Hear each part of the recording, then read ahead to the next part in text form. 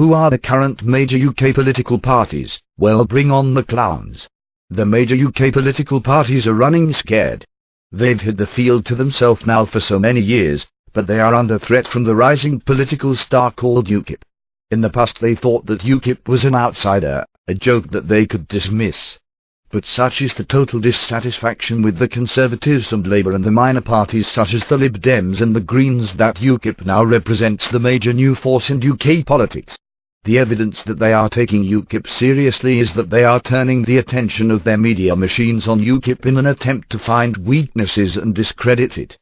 But all they do is make themselves look frightened and stupid. One attempt is to claim that UKIP doesn't have mature and detailed policies to govern the nation. What a joke. So let's look at their record. Labour under Tony Blair and Gordon Brown gave away our money in benefits, sold off our gold reserves at a knocked-down price, invaded Iraq to seize the weapons of mass destruction that didn't exist, encouraged uncontrolled immigration and allowed our country to be brought to the brink of bankruptcy. Their policies were so ineffective that they were sent to the opposition benches at the last general election in 2010. They are now headed up by the lackluster Ed Miliband. Would you trust this man with your wallet or your future? I don't think so. The poor old Conservatives couldn't form a government without forming an alliance with the lame ducks known as the Lib Dems. So Cameron has struggled on with the baggage of Nick Clegg since May 2010. It's a disaster, as they don't agree on many aspects of policy. They are like a couple of misfits in a disastrous marriage. Neither wants the other, but neither can get out. At halfway through their term of office their policies are totally lackluster and out of touch with reality, at least as far as the wishes of the people of this country are concerned.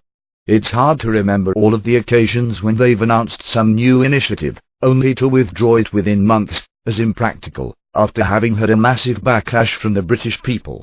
They have totally failed to protect our borders and laws against the EU dictates. They've failed to protect us against the further influx of Eastern European immigrants who will be heading our way in 2014. At the same time we find that we cannot deport terrorists and criminals who live here at our expense. They've also angered many people by supporting gay marriages whilst denigrating our Christian heritage. So if UKIP were to seize power at the next general election, could they do any worse? UKIP needs to get elected in order to gain entrance to Westminster to uncover the full extent of the problems that this country has been left as a legacy.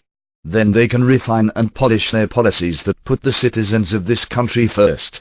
There's a famous saying by Gandhi. It goes, first they ignore you, then they ridicule you, then they fight you, and then you win. This is the future of UKIP and a coming sea change in the way we are governed. Thank you for listening.